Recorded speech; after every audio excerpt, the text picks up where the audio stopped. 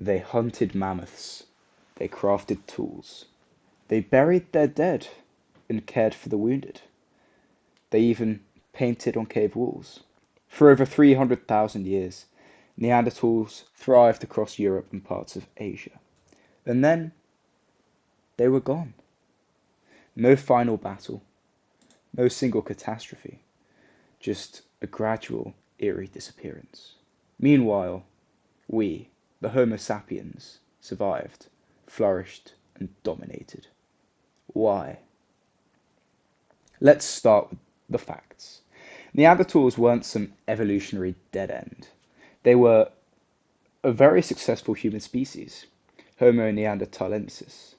They emerged around 400,000 years ago, likely evolving from Homo heidelbergensis, and lived mostly in Ice Age Europe and parts of Western Asia. Their reign lasted longer than modern humans have existed so far.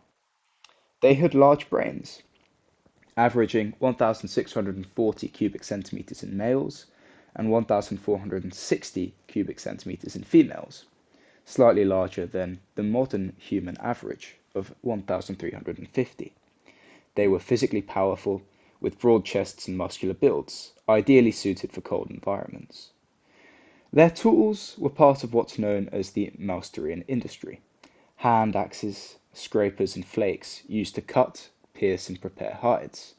They also crafted birch bark pitch, which is the earliest known synthetic adhesive, also known as glue. They hunted in coordinated groups, brought down dangerous prey, and tended to the injured and the elderly.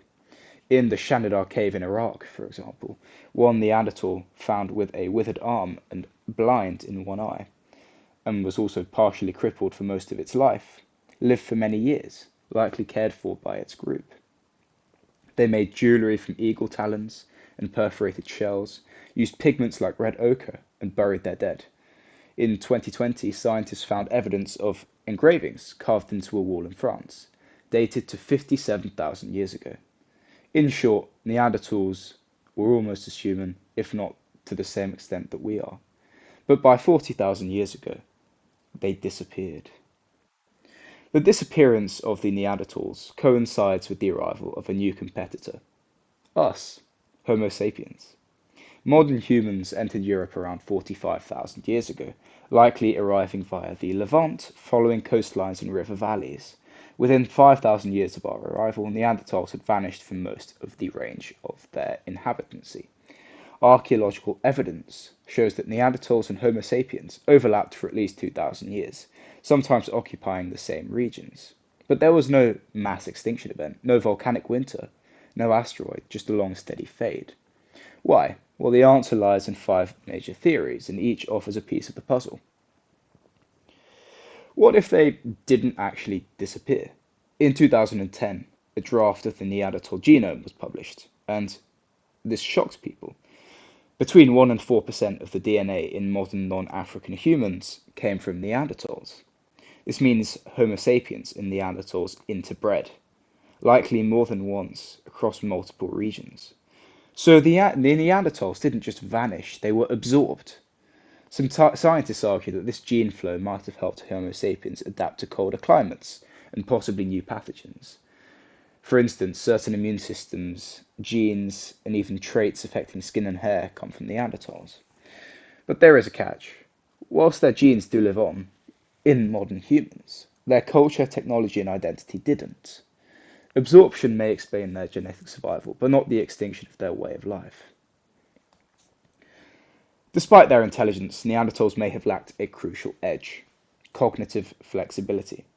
Homo sapiens invented symbolic communication, music, and complex social rituals. The Chauvet cave paintings in France date to over 30,000 years ago, a vivid record of horses, lions, and bison in motion. We made bone flutes, shell beads, figurines of animals and humans, and our capacity for abstract thought and storytelling may have strengthened our social cohesion and passed survival knowledge across multiple generations. Neanderthals did make some symbolic objects, but they're a lot rarer than those from Homo sapiens. Their societies may have lacked the structured myths, social glue, or intergroup alliances of Homo sapiens. It's not about intelligence in the narrow sense, it's about culture, memory, language, and learning. And in these, even small differences could have been decisive on a Darwinian scale.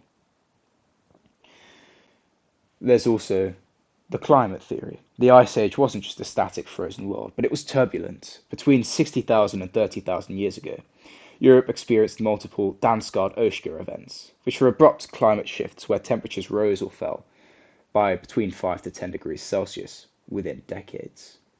Vegetation zones shifted, herd animals migrated or died off. Neanderthals relied heavily on large game like aurochs, mammoths, and reindeer, and therefore faced crisis after crisis when the habits and habitats of their game changed. Homo sapiens had much more varied diets. Bones from early modern human sites show consumption of fish, birds, small mammals, and plants. Their tools, bone needles, composite weapons, fish hooks, they reveal greater innovation. And in a fluctuating world, those who adapted diversify. Sapiens did, but the Neanderthals could not to the same degree. Numbers matter. Neanderthals likely lived in groups of 10 to 30, and genetic studies suggest that their populations rarely exceeded 70,000 individuals across all of Eurasia. Homo sapiens, by contrast, formed larger and more interconnected groups. This enabled trade and the sharing of innovation. Studies of Neanderthal DNA reveal signs of inbreeding and low genetic diversity. In one study, a Neanderthal community in Siberia showed levels of inbreeding comparable to first cousins or siblings. And Neanderthal mothers also faced dangerous childbirth. Their pelvic shape suggests a much more difficult labour process, and their population may have struggled with high infant mortality. With fewer births, fewer survivors, and fewer alliances, Neanderthals were left exposed and vulnerable. Homo sapiens weren't just more numerous, they were just better connected. So, did we outcompete them, or did we destroy them? There isn't a clear battlefield, but the evidence for tension is real. At Jebel Irhoud, in Morocco, Homo sapiens made stone-tipped spears. In Europe, after our arrival, Neanderthal sites just slowly vanish, and some bones show trauma from some weapons. We may have pushed Neanderthals from prime hunting zones, displaced them, outbred them, and perhaps occasionally killed them. It didn't have to be genocide. It could have been simple, relentless pressure from all sides. History shows you don't have to be violent to wipe out a people. You need to be faster, more numerous, and better organized. So what's the legacy? Neanderthals didn't just vanish overnight. Their last strongholds in southern Spain may have held out until 37,000 years ago. But their culture faded, their voices fell silent. But they did leave traces in our DNA, in our immune systems, and possibly in our behavior.